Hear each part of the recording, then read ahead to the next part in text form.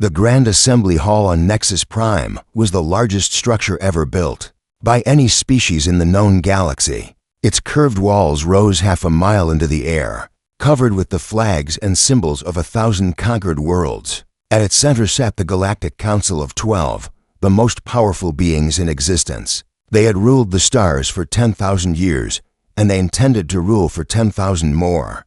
High Arbiter Vethkal of the Sindari Dominion stood at his podium, his pale blue skin glowing under the chamber lights. He was tall and thin, with 6 arms that moved constantly as he spoke. His species had helped found the council, and he considered himself the rightful voice of galactic order. "Fellow council members," he said, his voice echoing through the vast chamber, "we have waited long enough. The humans of Earth have become a problem that we can no longer ignore." The other 11 representatives shifted in their seats. Some looked interested, others looked bored, a few looked worried. They had all received the reports, but they had different opinions about what those reports meant.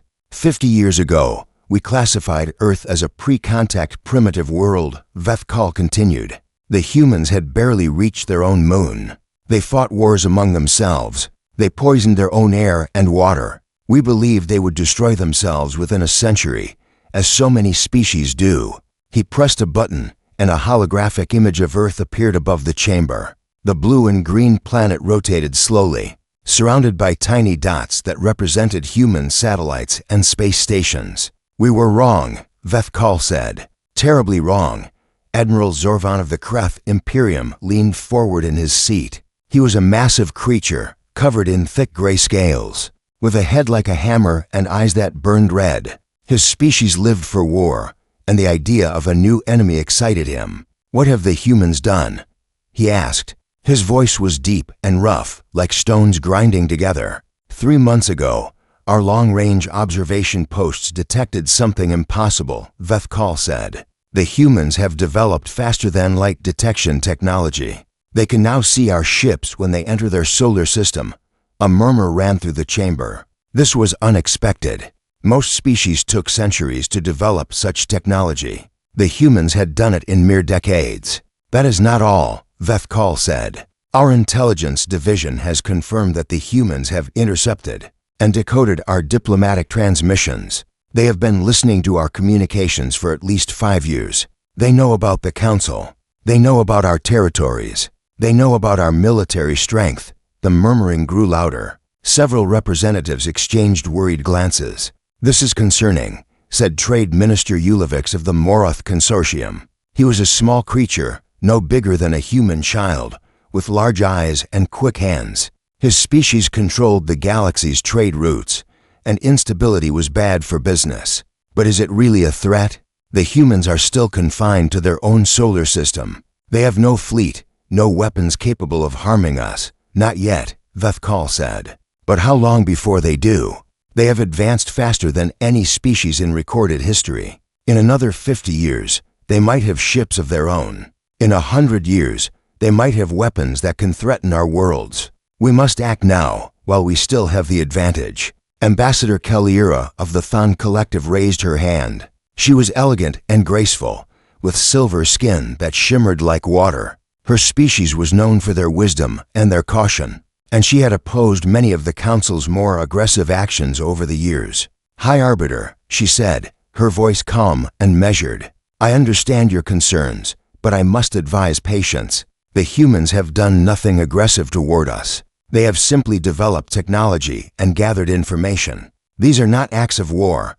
They are acts of preparation for war," Vethkal replied. "No species develops FTL detection and breaks our encryption codes, unless they are planning something. The humans are dangerous, Kellyra. They are violent, aggressive, and unpredictable. We have all seen the reports of their history. They have spent their entire existence fighting each other. Imagine what they will do when they turn their attention to the stars." Kellyra shook her head. "The same could be said of the Kreth, and we accepted them into the council." Admiral Zorvan laughed, a harsh barking sound. "The Kreth earned their place through strength. We proved ourselves worthy of respect. Have the humans done the same?" "They have not had the chance," Kellyra said. "We have kept them isolated and ignorant. Perhaps if we approach them peacefully." If we offered them a place in the galactic community, enough, Vethkal interrupted. We have debated this matter in private sessions for months. It is time to vote. I propose a correction action against Earth. We will send a fleet to neutralize their military capabilities and reset their technological development. In a few generations, they will forget this ever happened, and we will have eliminated a potential threat. The word correction sent a chill through the chamber. Everyone knew what it meant. The Council had performed 17 corrections over the past 10,000 years. 17 species had been bombed back to the Stone Age, their cities destroyed, their knowledge erased, their populations reduced to scattered survivors struggling to remember their own names. The official records called these species extinct due to natural causes. Only the Council knew the truth. I call for a vote, Vethkal said. All in favor of the correction action against Earth. 9 hands rose into the air. Admiral Zorvan voted eagerly. Trade Minister Ulevics voted reluctantly, but he voted. Others voted out of fear or habit or simple indifference. All opposed. 3 hands rose. Keliera, the representative from the Velen Harmony, a pacifist species that had never voted for military action, and the representative from the Nexari Collective, who abstained from most votes but had a soft spot for young species. The motion passes, Vethkal said. 9-3. The correction of Earth is approved. Admiral Zorvan was already on his feet, his scales rippling with excitement. I volunteer to lead the fleet. The Kreth Imperium will provide 100 warships. We will crush these humans and be home in time for the Harvest Festival. The fleet must be a joint operation, Vethkal said. Every species must contribute, so every species shares responsibility. We will assemble 100 warships from 6 different powers. You will have overall command, Admiral, but you will work with commanders from each contributing species. Zorvan nodded. He did not care who came along, as long as he got to fight. How long will the operation take? Asked Ulevics. 3 days, Zorvan said confidently. The humans have a few defensive platforms around their planet and some primitive orbital stations. We will destroy them in the first hour. Then we will begin the bombardment. By the 3rd day, their cities will be rubble and their technology will be dust. Keliera stood slowly, her silver skin now dull with grief. I want my objection recorded in the official minutes. I believe this action is unnecessary, immoral, and potentially dangerous. We know very little about the humans. We should learn more before we act. Your objection is noted, Vethkal said dismissively. But the vote has been taken. The matter is settled. 3 weeks later, the combined pacification fleet gathered at the edge of human space. 200 warships hung in the darkness, their weapons charged, their crews eager. They represented the greatest military force assembled in a generation. Enough firepower to burn a dozen worlds. Admiral Zorvan stood on the bridge of his flagship, the Hammer of Kreth. He stared at the distant star that the humans called Sol. Somewhere around that star was a small blue planet filled with creatures who had no idea what was coming for them. Report, he said. Scans complete, his sensor officer replied. We detect 112 satellites in orbit around Earth. 17 are military in nature. We also detect 3 orbital stations and 1 defensive perimeter, consisting of 12 weapons platforms. Total military personnel estimated at 15,000. Zorvan laughed. 15,000. Against 200 warships and 100,000 soldiers. This will not be a battle. It will be an execution. They are hailing us, Admiral. Ignore them. We did not come to talk.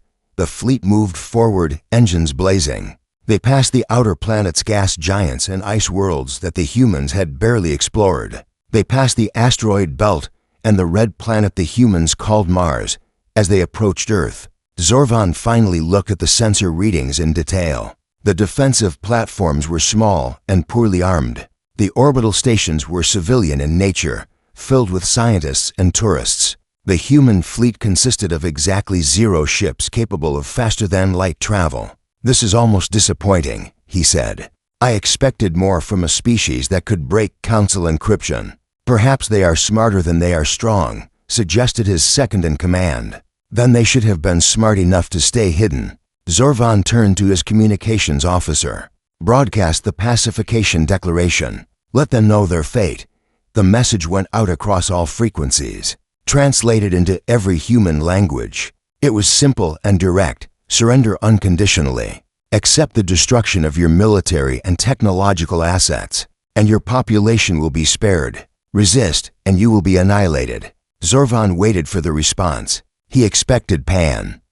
The diplomatic shuttle moved through the massive fleet like a tiny fish swimming among whales. Captain Sarah Chen sat alone in the pilot's seat, watching the alien warships pass by her windows. Each one was bigger than anything humanity had ever built. Each one carried enough weapons to destroy a city. There were 200 of them. She was not afraid. Fear was a luxury she could not afford right now. Her shuttle docked with the Hammer of Kreth, the flagship of the enemy fleet.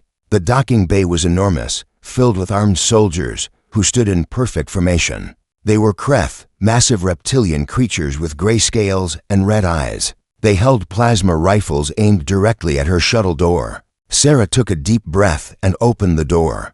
The Kreth soldiers tensed, expecting tricks or weapons or perhaps an explosive. Instead, they saw a small human woman in a simple blue uniform, stepping out with her hands visible and empty. She was shorter than the smallest Kreth by at least 2 feet. She looked fragile and weak and completely out of place. A commander stepped forward, his scales darker than the others. "You will follow me to the Admiral. Any hostile action will result in your immediate death. Understood," Sarah said calmly. "Lead the way." They walked through corridors of black metal, past doors marked with symbols she had spent years learning to read. The ship was designed to intimidate, all harsh angles and cold surfaces. The soldiers marched in perfect step, their boots echoing like thunder. Admiral Zorvan was waiting on the main bridge. He sat in a command chair that looked more like a throne, surrounded by his officers and guards. When Sarah entered, he studied her with obvious contempt. "So this is a human," he said. "Smaller than I expected, weaker. I cannot imagine how your species survived long enough to develop technology." Sarah stopped a respectful distance from his throne. She kept her hands at her sides and her expression neutral. "We survived because we had to. We adapted because we had no choice. We are here because we refused to give up." Zorvan laughed. "Inspiring words. They will make a nice addition to the historical records after we destroy your civilization. Now, I assume you have come to negotiate your surrender." "I have come to offer you a choice," Sarah said. The bridge went silent. Several officers exchanged confused glances. Even Zorvan seemed surprised by her boldness. "A choice," he repeated. "You are in no position to offer anything. Your planet is surrounded. Your defenses are pathetic. We could begin bombardment right now, and there is nothing you could do to stop us." "You are correct," Sarah said. "If you choose to attack, we cannot prevent the initial bombardment. Many of our people will die. Our cities will burn. Our civilization will suffer. Then you admit defeat. I admit reality, but I also offer you information that you do not have." Sarah clasped her hands behind her back. "Admiral, how much do you actually know about humanity?" Zorvan waved a dismissive hand. "We have studied your species for 50 years. We know everything worth knowing, do you? Then you know about our history of warfare. You know about the weapons we have created to fight each other. You know about our capacity for violence when we believe we are threatened. We know you are violent and primitive. That is why we are here, to correct a mistake before it becomes a threat." Sarah nodded slowly. "You see our violence as a weakness, but have you considered that it might also be a strength?" Zorvan leaned forward, suddenly interested despite himself. "Explain." "For 5,000 years, humans have been perfecting the art of war. We have fought on every terrain, in every climate, under every possible condition. We have developed weapons that can destroy cities in seconds. We have created diseases that can wipe out populations. We have built machines that can think faster than any living mind." Sarah paused, letting her words sink in. "And for the past 30 years, we have been preparing for you." The bridge was completely silent now. Even the guards had stopped moving. "You are bluffing," Zorvan said, but his voice was less confident than before. "I am not. We intercepted your transmissions 30 years ago, not 5. We decoded your languages. We studied your politics, your military tactics, your technology. We learned everything we could about the Council and its history. Sarah took a step closer to the Admiral's throne. We know about the corrections, Admiral. We know about the 17 species you erased from existence. We know that you came here to do the same thing to us. Zorvan stood up abruptly, his scales bristling with anger. How dare you? We also know that your fleet cannot contact the Council right now. Sarah continued calmly. Your long-range communications have been jammed since you entered our solar system. We have been listening to your internal communications for the past 6 hours. We know your fleet composition, your battle plans, your contingency protocols. Impossible. Zorvan turned to his communications officer. Report. The officer worked frantically at his console, his face growing pale. Admiral, she is correct. Our FTL transmitter is being blocked by an unknown signal. I cannot reach Nexus Prime. Zorvan turned back to Sarah, his red eyes burning with fury. You think this changes anything? We have 200 warships. You have nothing. We will destroy your jamming devices, and then we will destroy your planet. You can try, Sarah said. But before you give that order, there is something you should know. She reached into her pocket slowly, watching the guards raise their weapons. She pulled out a small data chip and held it up. This contains a message from the government of Earth. It explains what we have prepared over the past 30 years. It explains what will happen if you attack. I suggest you watch it before making your decision. Zorvan hesitated. Part of him wanted to crush the chip and the woman holding it. But another part, a small voice of caution that had kept him alive through 100 battles, told him to listen first. Play it, he ordered. The main view screen flickered to life. A human man appeared, gray-haired and serious, wearing a formal uniform covered with medals. Behind him stood the flags of every nation on Earth. Admiral Zorvan, the man said. I am General Marcus Webb, Supreme Commander of Earth Defense Forces. By now, you have been told that we know why you have come. You believe you are here to correct a threat, to destroy a primitive species before it can challenge Council supremacy. You are mistaken. The image shifted to show a map of Earth, then zoomed out to show the entire solar system. Red dots began appearing everywhere, in the asteroid belt, on the moons of Jupiter and Saturn, in the cold darkness beyond Neptune. For 30 years, we have been building hidden facilities on every significant body in our solar system. Weapons platforms disguised as space debris. Shipyards buried beneath the ice of distant moons. We have studied your technology and improved upon it. We have created weapons you have never imagined. The red dots multiplied until they filled the map. You brought 200 ships. We have 12,000 weapons platforms. You brought 100,000 soldiers. We have trained 50 million. Zorvan stared at the screen, his scales now pale with shock. We did not want this war, General Webb continued. We hoped you would leave us alone. We hoped we could join the galactic community peacefully, as equals. But we prepared for the possibility that you would not give us that choice. His expression hardened. Admiral, if you attack Earth, we will defend ourselves. We will destroy your fleet, and then we will broadcast everything we know about the Council's crimes to every inhabited world in the galaxy. The corrections, the murders, the lies, everything. The screen returned to the solar system map, the red dots pulsing like angry stars. You have 1 hour to make your decision. Withdraw peacefully, and you have my word that we will pursue no retaliation. Attack, and you will discover why humanity should never have been underestimated. The choice is yours. The message ended. The bridge was silent. Sarah watched Admiral Zorvan carefully. She could see the conflict in his eyes. Pride battled against caution. Anger battled against fear. He was a warrior who had never lost a battle, facing the possibility of defeat for the first time in his life. You expect me to believe this? He said finally. 12,000 weapons platforms, 50 million soldiers. If you had such strength, why hide it? Why pretend to be weak? Because we are not conquerors, Sarah said. We did not build those weapons to attack anyone. We built them to defend ourselves against exactly this situation. We hoped we would never have to use them. And if I call your bluff, if I order the attack anyway? Sarah's expression was sad but determined. Then many people will die, on both sides, and the galaxy will learn what happens when you threaten humanity's survival. She stepped back and straightened her uniform. "I came here to offer you a choice, Admiral. I have done that. Now I will return to my shuttle and await your decision." She turned and walked toward the door. The guards looked at Zorvan, waiting for orders. He could stop her. He could kill her. It would be easy. But something held him back. Maybe it was the certainty in her voice. Maybe it was the impossible claims that somehow felt true. Maybe it was the memory of other species who had seemed weak until they were pushed too far. "Let her go," he said quietly. Sarah walked back through the corridors, past the soldiers, through the docking bay. She climbed into her shuttle and undocked from the flagship. As she moved away from the massive fleet, she activated a secure channel to Earth.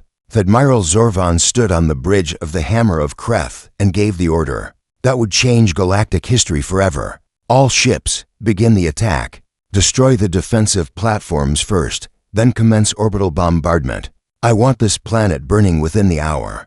200 warships powered their weapons and moved toward Earth. Plasma cannons charged. Missile bays opened. Targeting systems locked onto the primitive human defenses.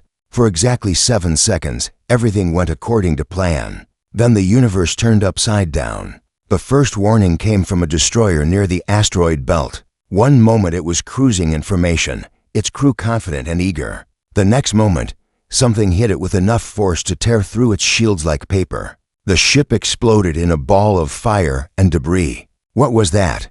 Zorvan demanded.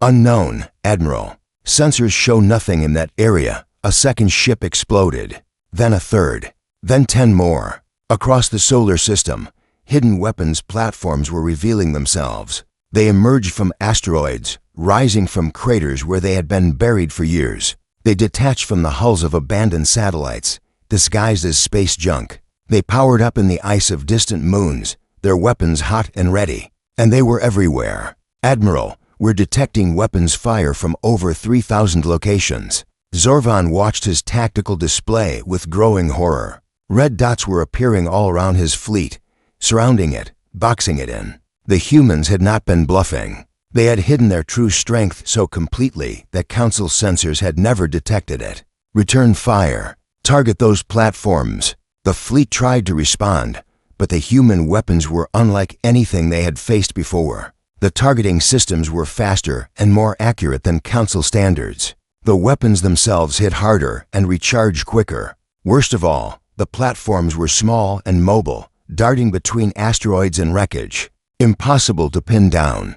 A Moroth cruiser lost its engines and drifted helplessly. A Sindari battleship took 3 direct hits to its weapons systems and went dark. A Kreth destroyer had its bridge destroyed by a single precise shot that somehow found the tiny gap in its armor. But something strange was happening. Despite their overwhelming firepower, the human weapons were not going for kills. "Admiral, the enemy is targeting our propulsion and weapons systems. They are not attacking crew quarters or life support." Zorvan did not understand. Any intelligent commander would aim for maximum damage. Why were the humans holding back? "They want prisoners," he said. "They want to capture us for information." But that explanation did not feel right either. There was something else going on here, something that did not fit any military logic he knew. The battle continued for 6 brutal hours. By the end, the combined pacification fleet had been completely neutralized. 147 ships were drifting dead in space, their engines destroyed, their weapons silent. 53 ships had fled toward the edge of the solar system, only to find their escape routes blocked by more hidden platforms. 2 ships had been destroyed outright when they refused to stop firing and threatened to ram human stations. Admiral Zorvan sat in his command chair, surrounded by the smoking ruins of his bridge. Half his crew was injured. His flagship could not move or fight. He had lost the most decisive battle of his career without killing a single enemy. "Admiral, human vessels are approaching." He expected warships. He expected boarding parties armed with weapons, ready to execute the survivors or drag them away to prison camps. What he got instead was completely unexpected. The human ships were medical vessels, white and marked with symbols of healing. They docked with the damaged alien ships one by one, and teams of humans came aboard carrying stretchers and medical supplies. A human officer approached Zorvan on the bridge. He was young, maybe 30 years old, wearing combat armor but carrying no visible weapons. Behind him were medics with cases full of equipment. "Admiral Zorvan?" the young man asked. "I am he," Zorvan replied. "Have you come to gloat?" "No, sir. I'm Lieutenant James Rodriguez, Earth Defense Medical Corps. We're here to treat your wounded." He looked around at the damaged bridge, the injured Kreth officers groaning in pain. "Some of your crew have serious injuries. We need to get them to medical facilities immediately." Zorvan stared at him. You are here to heal us? After we tried to destroy your planet?" "Yes, sir. Those are our orders." Rodriguez signaled his medics to begin work. "We also have food and water for your crew. Your life support is damaged, but we can keep you alive until repairs are made." "I do not understand." Zorvan shook his massive head. "This makes no sense. In war, you destroy your enemies. You do not heal them." Rodriguez paused in his work and looked directly at the Admiral. "With respect, sir, that's where humanity disagrees with the Council. We're not like you. We don't destroy civilizations that threaten us. We defend ourselves, but we don't murder prisoners. We came to wipe out your species." "Yes, sir, and we stopped you. But that doesn't mean we have to become monsters in return." Rodriguez returned to his work, helping his team lift an injured Kreth officer onto a stretcher. "You'll all be held as prisoners of war, but you'll be treated humanely. Better than humanely, actually. Our detention facilities exceed Council standards for prisoner treatment." Over the next 12 hours, human teams boarded every disabled ship in the fleet. They treated wounds. They repaired life support systems. They provided food and water appropriate for each species. They were professional, efficient, and kind. 112,000 alien soldiers became prisoners of war. Not one of them was tortured, executed, or mistreated in any way. Admiral Zorvan was given a private cell in a detention facility on Earth's moon. It was clean and comfortable, with a bed suited to his size, food that met his nutritional needs, and access to medical care whenever he required it. A window looked out at the stars he had once thought he ruled. A human guard brought him his evening meal. She was small and young, probably barely an adult by human standards. She placed the tray on his table and nodded politely. "Is there anything else you need, Admiral?" Zorvan looked at her for a long moment. "I need to understand." "Understand what, sir? Why you are doing this? We came to destroy you. We came to murder billions of your people and reduce your civilization to ashes. Why are you treating us with kindness?" The young guard considered the question carefully. "I'm not sure I can speak for all of humanity," she said. "But my grandmother used to say that the measure of a civilization isn't how it treats its friends. It's how it treats its enemies." She paused. She survived a terrible war when she was young. A war where her people were treated very badly. "She taught me that we have a choice about what kind of people we want to be, and you choose mercy. We choose to be better than the alternative." The guard moved toward the door. "Good night, Admiral. Your breakfast will be at 0700. She left, and Zorvan sat alone with his thoughts. He had fought wars for 200 years. He had conquered a dozen worlds. He had killed more enemies than he could count. In all that time, he had never once questioned the rightness of his actions. The strong ruled. The weak served or died. That was the natural order of things. But now he had lost to a species that could have destroyed him and chose not to. A species that healed his wounds and fed his soldiers and treated him with dignity. Despite everything he had tried to do, for the first time in his long life, Admiral Zorvan of the Kreth Imperium began to wonder if there was another way. On Earth, General Webb sat in his command center and reviewed the casualty reports. 217 humans had died in the battle, mostly from accidents or equipment failures. Considering what they had faced, it was a miracle. "Sir, we've completed the prisoner intake," his aide reported. "All 112,000 are in custody. Medical is working through the injuries. We expect a full recovery rate of over 98%. Good. And their communications? Still jammed. The Council has no idea what happened here. As far as they know, the fleet is proceeding according to plan."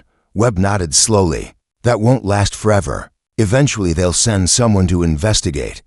He stood and walked to the window. looking out at the stars. When they do, we need to be ready. Not for another battle, for something much more important, sir. We've proven that we can fight. Now we need to prove that we can lead. Webb turned back to his aide. Get me a secure channel to every government on Earth. We're about to change the galaxy forever. In his cell on the moon, Admiral Zorvan stared at the stars and thought about mercy. 3 days after the battle, humanity launched its second attack. This time, they used no weapons at all. The broadcast began simultaneously on every inhabited world in Council space. It interrupted entertainment programs and news feeds and government announcements. It appeared on screens in private homes and public squares and military command centers. For 30 minutes, no one in the galaxy could watch anything else. A human woman appeared on screen. She was middle-aged, with gray streaks in her dark hair and calm eyes that seemed to look directly at each viewer. Behind her was a simple blue background with no symbols or flags. "My name is President Elena Vasquez of the United Earth Government," she said. "I am speaking to you from our home world, a small blue planet that your council tried to destroy 3 days ago. They failed, but I am not here to gloat or threaten.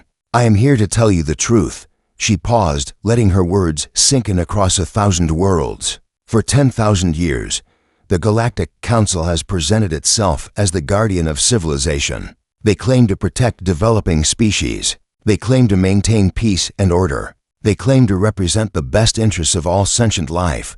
Her expression hardened. They are lying. The image shifted to show documents, hundreds of them, scrolling past too quickly to read individually. These are classified council files that humanity has obtained over the past 30 years. They contain evidence of a systematic program of species extermination that the council calls corrections. When a developing species shows signs of becoming a potential rival, the council sends fleets to destroy them, not to warn them, not to negotiate with them, to erase them completely. The documents stopped scrolling. A list of names appeared on screen, 17 species, with dates ranging from 8,000 years ago to just 2 centuries before. The Veluxi, the Thuran, the Malakren, the Crystalline Chorus, 17 species that the official records claim went extinct due to natural causes. But we have the truth. We have the orders authorizing their destruction. We have the communications between council members discussing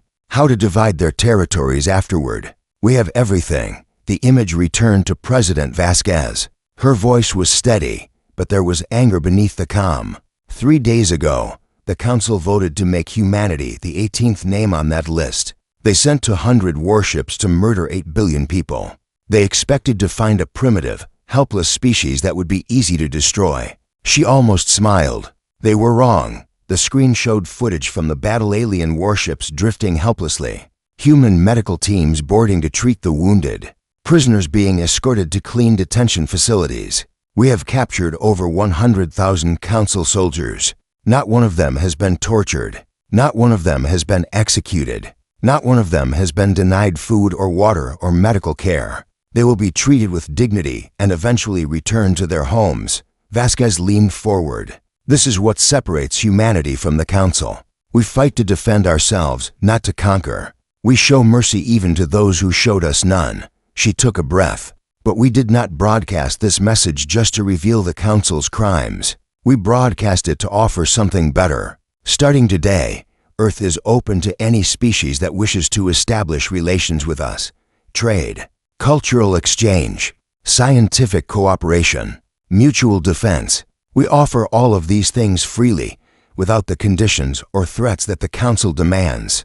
Behind her, a new image appeared, a simple handshake between a human hand and an alien appendage of no particular species. We know we cannot change the galaxy overnight. We know that many of you have lived under council rule for generations and cannot imagine any alternative.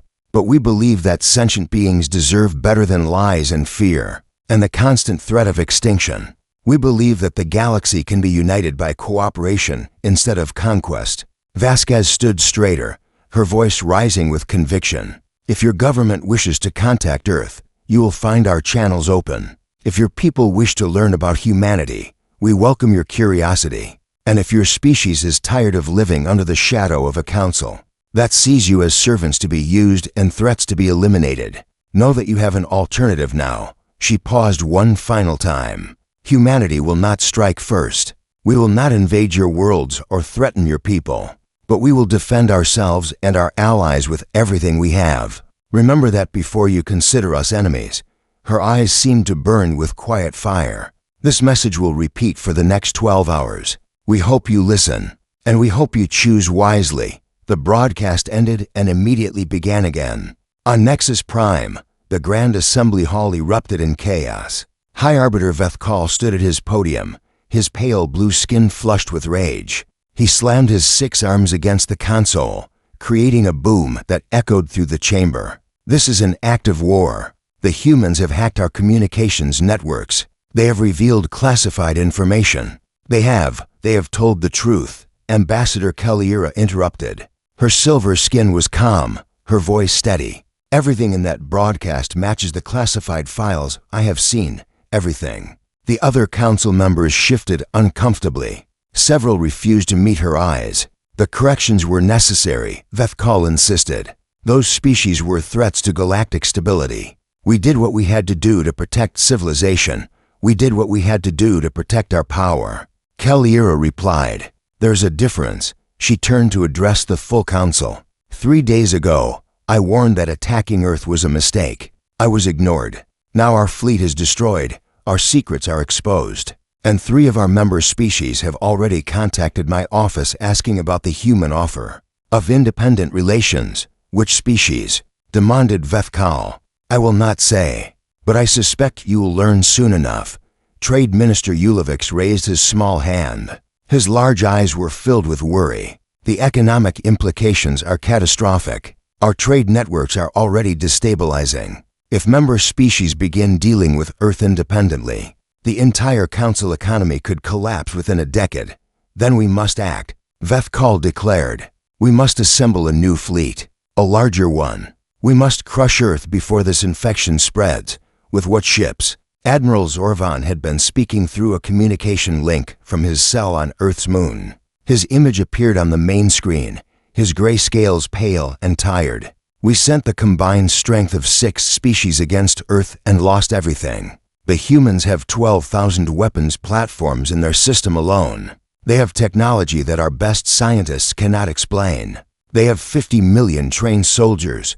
You were defeated because you were careless. Vethkal snapped. A proper assault would fail, Zorvan interrupted. He had never spoken to the High Arbiter this way before. But 3 days of sitting in a cell, thinking about everything he had witnessed, had changed him. I have seen what the humans can do. More importantly, I have seen what they choose not to do. They could have killed every soldier in my fleet. Instead, they saved our lives. They treated our wounds. They feed us better than we feed our own prisoners. He paused, his red eyes unreadable. I have fought wars for 200 years. I have never encountered an enemy like humanity. They are dangerous beyond measure, but they are not cruel. They use their strength to protect, not to dominate. If we fight them again, we will lose again. And next time, they may not be so merciful. Vethkal stared at the screen in disbelief. You are suggesting we surrender? To a species we classified as primitive 50 years ago? I am suggesting we reconsider everything we thought we knew.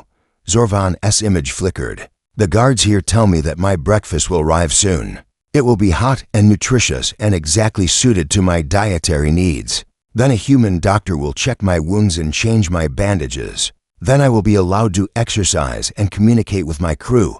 His voice dropped. When I think about how we treat our prisoners, High Arbiter, I feel shame. Actual shame. I never thought I would feel that emotion. The connection ended. The council sat in stunned silence. Kellyra rose from her seat. I will be leaving for Earth tomorrow. The Thon Collective has authorized me to negotiate a full alliance with humanity. Independent of council oversight, she looked around at her fellow representatives. Any species that wishes to join me is welcome. Any species that wishes to continue following the High Arbiter toward destruction is free to do so. She walked out of the chamber. 2 other representatives followed her. On the streets of 100 worlds, citizens gathered to discuss what they had seen. The broadcast played on loops in public squares. Arguments broke out between those who believed the human claims and those who refused to accept them. On some worlds, governments announced immediate investigations into the correction program. On others, protests erupted demanding answers from council representatives. On a few worlds, soldiers and officers quietly contacted Earth and asked about asylum. The council that had ruled the galaxy for 10,000 years began to crack, and in her office on Earth, President Vasquez watched the reports coming in from across the galaxy. Requests for communication, offers of trade, quiet inquiries about protection. The response was even better than she had hoped. "We did it," said General Webb, standing beside her. "We've started something that can't be stopped. We've started something," Vasquez agreed. Buton year had passed since the battle that changed everything. The Grand Assembly Hall on Nexus Prime stood empty now, its flags removed, its great chambers dark and silent. The Galactic Council of 12 no longer existed. Some of its member species had collapsed into civil war as their citizens demanded accountability. For centuries of lies, others had quietly dissolved their governments and rebuilt from scratch. A few had simply faded into isolation, too ashamed to face the galaxy they had helped deceive. In its place, something new was growing. The Coalition Assembly met on a space station orbiting Earth. It was smaller than the old council chamber, but it was filled with light and color and the sound of a dozen different languages being translated simultaneously. 14 species had joined so far, with more applying every month. They came for different reasons: protection, trade, curiosity, hope, but they all came to the same place. Ambassador Kellyura of the Thon Collective stood at the central podium. Her silver skin glowed with health and happiness. She had spent the past year traveling between worlds, explaining what humanity offered and what they asked in return. It was the most important work of her long life. "The Coalition is not a government," she said, addressing the gathered representatives. "It is a partnership. Each species maintains complete control over its own worlds and its own affairs. We come together only for mutual benefit: trade, defense, scientific exchange, cultural understanding. No species dominates. No species is forced to comply. We succeed together or we fail together." She gestured to the human woman seated beside her. Captain Sarah Chen, now promoted to Admiral, had become one of humanity's most visible representatives. Her steady calm and quiet courage had made her famous across the galaxy. Humanity did not create the Coalition to rule it, Kellyura continued. They created it because they believed the galaxy deserved better than what the old council offered. They believed that cooperation was stronger than conquest. And so far, they have been right. The assembly chamber erupted in polite applause. Tentacles and claws and hands all finding their own ways to show appreciation. Across the galaxy, the changes continued. Trade routes that had been controlled by council monopolies for millennia were now open to anyone. Species that had been forbidden to travel between systems now moved freely. Technologies that had been hoarded by the powerful were shared openly, adapted and improved by minds that had never had access before. Crime decreased, prosperity increased. Wars became less frequent as species found they could resolve disputes through negotiation instead of violence. The old fears that had kept everyone obedient to the council began to fade. It was not perfect. Nothing ever is. There were still conflicts, still injustices, still suffering that would take generations to address. But for the first time in 10,000 years, the galaxy was moving in a better direction. On Earth's moon, the prisoner of war facility was nearly empty now. Most of the captured soldiers had been returned to their homeworlds months ago. They went back carrying stories of their treatment, the good food, the medical care, the respect shown even to enemies. Some of those stories changed minds. Some planted seeds of doubt about everything their governments had told them. Admiral Zorvan was one of the last to leave.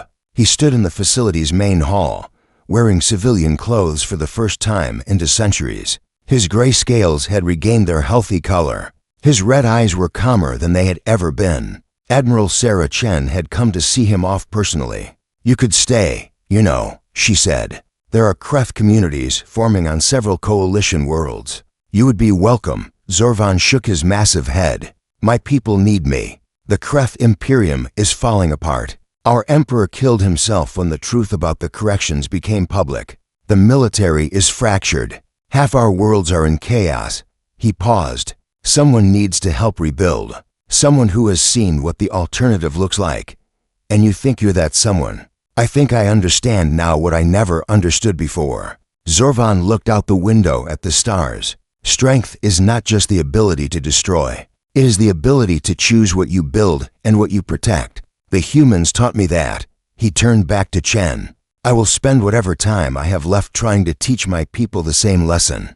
Chen extended her hand, a human gesture that had become common across species now. Zorvan took it carefully, his massive clawed hand engulfing her small human one. "Good luck, Admiral," she said. "And to you." He released her hand and walked toward the transport that would take him home. At the door, he paused and looked back. "You know, when I first saw humans, I thought you were the weakest species I had ever encountered. Small, fragile, emotional. I thought conquering you would be the easiest victory of my career." Chen smiled. "We get that a lot. I was a fool." Zorvan's eyes held something that might have been respect. "You are the strongest species I have ever encountered. Not because of your weapons or your technology, but because of your hearts. You had every reason to destroy us, and you chose mercy instead. That takes a kind of strength I am only beginning to understand." He left without another word. On Earth, President Vasquez addressed the Coalition Assembly for the final time. Her term was ending, and she had chosen not to seek re-election. 10 years was enough for anyone. "When I was a child," she said, "I looked up at the stars and wondered if we were alone. I wondered if there were other minds out there, other civilizations, other stories being written in the darkness between worlds. I never imagined that I would live to see humanity take its place among them." She paused, looking around at the representatives of 14 different species, all watching her with careful attention. "We did not ask for the role we now play. We did not seek power or influence or leadership. We simply defended ourselves when we were threatened, and we refused to become the thing we fought against." Her voice grew stronger. "We showed the galaxy that there was another way. Not conquest, but cooperation. Not fear, but trust. Not lies, but truth." She smiled, and for a moment she looked less like a president and more like a grandmother, telling a story to her grandchildren. "The Coalition is not perfect. Humanity is not perfect. We will make mistakes. We will sometimes fail to live up to our ideals. But we will keep trying. We will keep believing that the galaxy can be better than it was. And we will keep proving that strength and compassion are not opposites, but partners." She stepped back from the podium. "Thank you for letting us walk beside you. May the journey ahead be long and bright." The assembly chamber erupted in applause that seemed to shake the walls. 6 months later, the Coalition detected a new signal from the edge of known space. A young species had developed faster-than-light communication for the first time. They were sending out tentative messages, wondering if anyone was listening, hoping and fearing in equal measure that they were not alone. Admiral Chen led the response team. She had specifically requested this assignment. It reminded her of a moment long ago, when she had walked onto an alien warship and offered a choice between war and peace. The Coalition ships were unarmed. They carried diplomats and scientists and cultural exchange specialists. They carried gifts, technology freely shared, knowledge openly offered. Friendship extended without conditions. When they arrived at the young species' homeworld, Chen broadcast a message that would be translated into their primitive language. "By Coalition systems, people of this world," she said, "do not be afraid. We are the Coalition of free species. We come from many different worlds and many different histories. Some of us are old. Some of us are young. All of us once wondered if we were alone in the universe." She paused, remembering the fear she had felt walking onto the hammer of Kreth, remembering the choice humanity had made to be better than their enemies. "We are here to tell you that you are not alone. You are not threatened. You are welcome among us if you choose to join. We offer trade, knowledge, protection, and friendship. We ask nothing in return but the same things we offer." The young species' response came slowly, haltingly translated through primitive systems, but the meaning was clear enough. They were afraid. They had detected the Coalition ships days ago and assumed they were invaders. They had been preparing for war, for destruction, for the end of everything they had built. "We understand your fear," Chen replied. "Once, not long ago, our own world faced a fleet that came to destroy us. We survived, and we made a choice. We chose to build instead of destroy. We chose to help instead of hurt. We chose to become the kind of civilization we wished had existed when we reached the stars." She let her words sink in across the void. "You have a choice now too. You can hide from the galaxy, or you can join it. You can live in fear, or you can live in hope. Whatever you decide, we will respect your decision. But know this, you are safe. No one will harm you while we stand beside you."